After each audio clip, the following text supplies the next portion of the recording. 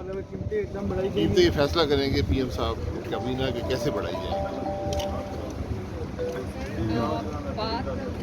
इस बात की जवाब से मतलब इलेक्शंस की बात इलेक्शंस नहीं, हुकूमत 23 अगस्त 2023 तक इंशाल्लाह यही है। इलेक्शंस की जो बात है इलेक्शंस की बात नहीं है। अब हुकूमत अदम एतमाद हो गया है, हुकूमत बन गई है, अपने टाइम पूरी करेंगे।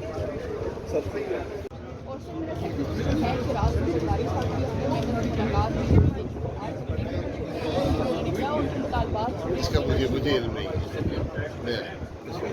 सर हेल्थ के शोबे में अद्वियात माजी में कीमतें काफ़ी बढ़ाई गई हैं, तो क्या टारगेट होगा आपका?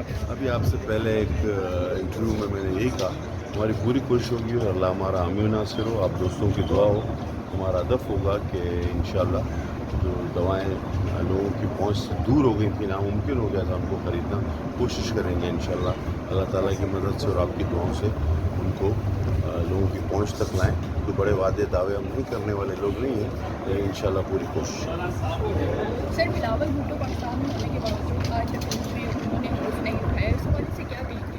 क्योंकि ये सवाल फिलहाल भुट्टो साहब से पेटेंड करता है उधर से। Thank you. फ्यूचर एक ड्रग फ्री कंट्री के तौर पे सामने बनती है। गुज़िश्ता हुकूमत में भी कुछ ऐसे ही ऐलान सामने आए थे, हम वैसे ऐलान नहीं करते मेरे भाई, हमारे बारे में आप थोड़ी मालूमात ले लें, हम जो कहते हैं वो करते हैं। सर ऐलान वाले लोग नहीं। सर आप वज़ीर इंसदाद मनशियात हैं और साबका हुकूमत ने मौजूदा वज़ीर दाखिला के ख़िलाफ़ ही एक मनशियात का मुकदमा भी दर्ज कर रखा मेरे है। भाई हम इस पे यकीन नहीं रखते कि किसी पे नाजायज़ मुकदमे दर्ज हो।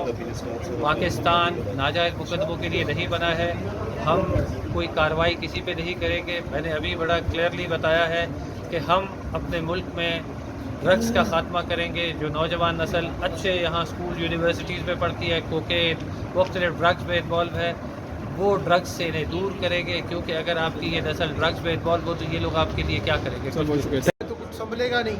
तो इसका ये कि जो भी गंद हमारा था वो ये अपने गंदों के ऊपर तो नहीं लेगा, कम से कम इसके पास 1.5 साल टाइम होगा, फिर पता चलेगा आवाम को कि आया 3.5 साल में जो चीज़ें बुरी हुई थी वो 1.5 साल में अच्छी हो गई या 3.5 साल में अच्छी हुई थी या 1.5 साल में बुरी हो गई, तो फिर कुछ कंपेयर हो सकेगा। अच्छा सर, गुज़श्ता दौरे हुकूमत ने 200 अरब रुपए खर्च हुए लेकिन वसूली सिफर हुई, इस पे क्या? बहुत इकोनॉमिकली इशू है। मैं समझता हूँ हमारी नाकामी जो हमारी गवर्नमेंट की थी 2 इश्यूज़ की। एक डिप्लोमेटिक चैनल हमारा फेल था, हम ज़्यादा बात करते थे, अमल कम होता था, दोस्ती पहले नहीं करते थे, दुश्मनी पहले हमारी हो जाती थी। उसी वजह से हमारा इकोनॉमिकल इश्यूज़ भी जो है वो बहुत ज़्यादा ख़राब थे। तो इन दोनों चीज़ों के ऊपर फोकस करने की ज़रूरत है। गलत था, और अगर इंटरनेशनल प्राइस बढ़ती है, जो हमारा टैक्स हमें जो लेना है, तो उसके ऊपर हमें इतनी सब्सिडी नहीं दें कि हमारी इकोनॉमी कमज़ोर होनी चाहिए। तो इस हवाले से पेट्रोलियम प्राइस अगर कुछ बढ़ती है तो बढ़ानी चाहिए, और उसको जून तक मैं नहीं समझता कि उसको कंटिन्यू करना चाहिए।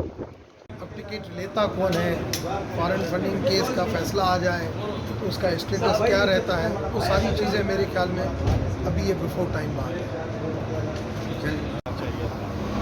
ये जिस किस्म के चेहरे थे और जिस किस्म के चेहरों ने हाल्फ उठाया है तो उनके सामने वो लोग जिनके ऊपर करप्शन और जिनके ऊपर ये पूरी जो हुकूमत आई है, ये नैबज़दा और करप्शन के जितने बेशुमार केसेस हैं और बिल्कुल मनकती अंजाम को पहुंचने वाले थे, एंड उस वक्त इनकी हुकूमत आई है। तो आप देख लें जो भी काम को टिकट दिया है, जो कि बड़े 2 नंबर लोग, और बंदे की पहचान हो जाती है बाद में और इंसान अपनी गलतियों से सीखता है। और कुछ टिकट हमने पिछले इलेक्शन में ठीक लोगों को नहीं दिए। अब ज़रूरत समर किया कि हम अपने नज़रियाती लोगों को जो पार्टी के साथ डट के खड़े हैं, लॉयल्टी नंबर 1 रूल होना चाहिए, बाकी चीज़ें बाद में आती हैं। कौन कितना इंटेलिजेंट है, शातिर लोग जो होते हैं ना वो धोखा दे जाते हैं, इसलिए लॉयल होना ज़्यादा ज़रूरी है।